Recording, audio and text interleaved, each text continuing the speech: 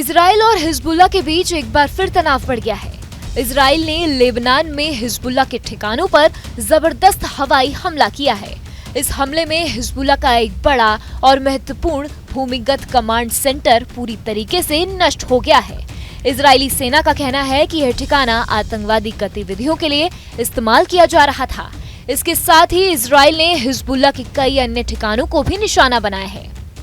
ये हमला तब हुआ जब हिजबुल्लाह प्रमुख हसन नसरुल्लाह ने इजराइल को धमकी दी थी। उन्होंने इजराइल पर लेबनान में हमला करने का आरोप लगाया और बदला लेने की चेतावनी दी थी। इजराइल ने इस धमकी का जवाब अपने सैन्य ऑपरेशन से दिया। इजराइल और हिजबुल्लाह के बीच यह संघर्ष 7 अक्टूबर 2023 से चल रहा है। उस समय हमास के समर्थन में हिजबुल्लाह ने इजराइल पर हमला किया था। तभी से दोनों ओर से लगातार गोलीबारी हो रही है। इस टकराव में हजारों लोग मारे जा चुके हैं। इसमें बड़ी संख्या में आम नागरिक, महिलाएं और बच्चे शामिल हैं।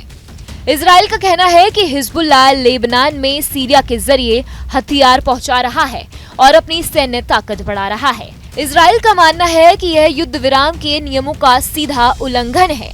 इसी कारण उसने हिजबुल्लाह के ठिकानों पर हमला किया। इजराइल और हिजबुल्लाह के बीच ताजा टकराव ने दुनिया को चिंता में डाल दिया है। इजराइल के हमले के बाद हिजबुल्लाह की प्रतिक्रिया कैसी होगी ये देखना अहम होगा। हिजबुल्लाह पहले भी कई बार इजराइल पर हमले कर चुका है और इस बार भी बदला लेने की धमकी दी जा रही है। अगर हिजबुल्लाह कोई बड़ी जवाबी हमला करता है तो यह संघर्ष और तेज हो सकता है।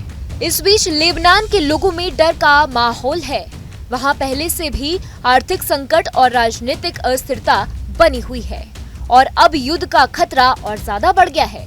संयुक्त राष्ट्र और बड़े देशों को जल्द ही शांति की दिशा में कदम उठाने होंगे। अगर इस तनाव को समय रहते नहीं रोका गया तो यह सिर्फ इजराइल और हिजबुल्लाह तक सीमित नहीं रहेगा, बल्कि पूरा मध्य पूर्व संकट में आ सकता है।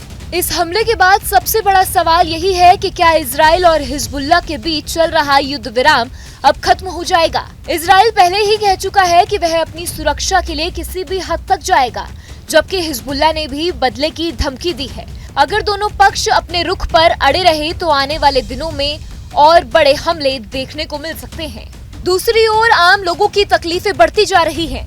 लेबनान और इजराइल के सीमावर्ती इलाकों में लोग डर के साए में जी रहे हैं। हर कोई यही चाहता है कि लड़ाई जल्द खत्म हो, लेकिन हालात तेजी से बिगड़ रहे हैं। अब यह देखना होगा कि क्या अंतर्राष्ट्रीय ताकतें इस संघर्ष को रोकने के लिए आगे क्या करती हैं, या हालात और बदतर होते हैं। अब सबसे बड़ा सवाल यह है कि इस हमले से युद्ध विराम पूरी तरीके से टूट जाएगा। इजराइल और हिजबुल्लाह के बीच पहले से ही हालात तनावपूर्ण है। अगर इस टकराव को रोका नहीं गया तो यह एक बड़ा युद्ध बन सकता है। अंतर्राष्ट्रीय समुदाय को इस मामले में जल्द हस्तक्षेप करना होगा ताकि शांति कायम रहे और निर्दोष लोगों की जान बचाई जा सके।